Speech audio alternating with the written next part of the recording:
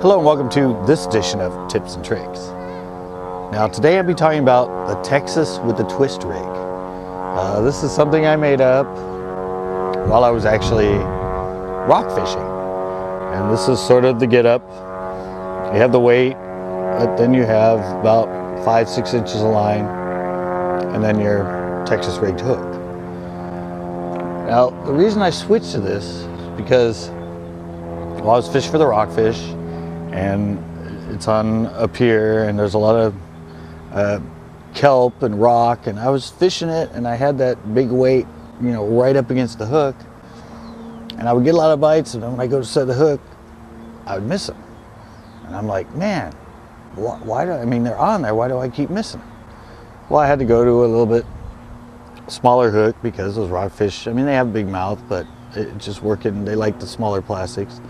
But I came to the conclusion that, you know, this, just having it up there, it kind of, you know, when you set the hook, this big weight kind of hit their teeth and kind of opened it up. And so I was missing a lot. So I saw a friend of mine, he kind of had a drop shot rig, but not much line between where the hook was and the weight, but he didn't have it tied straight to the line like usual drop shot. He had a leader and had it out here.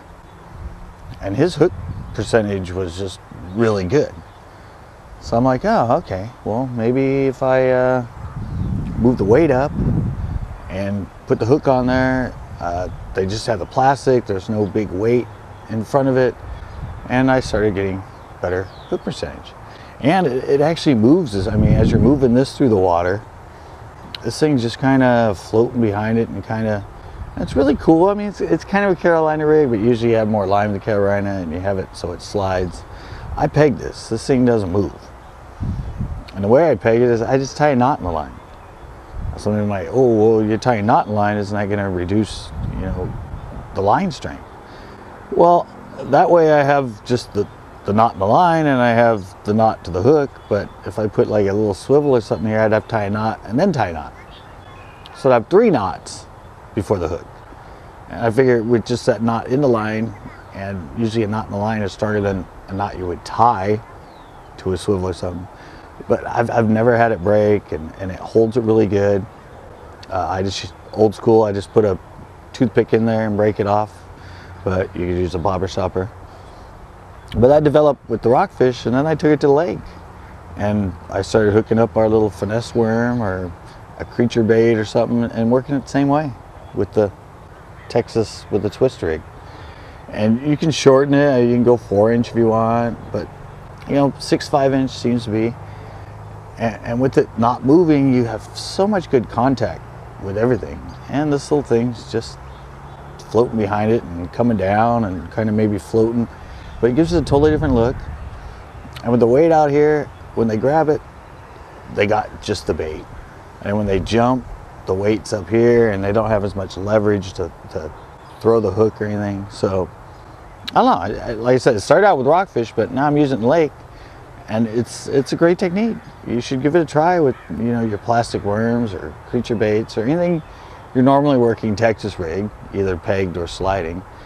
Try it with a twist and take that weight up, peg it so it doesn't move, and just leave that hook kind of dangling behind it.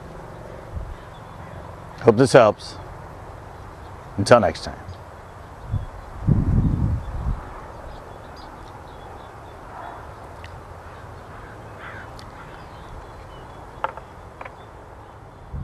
Man.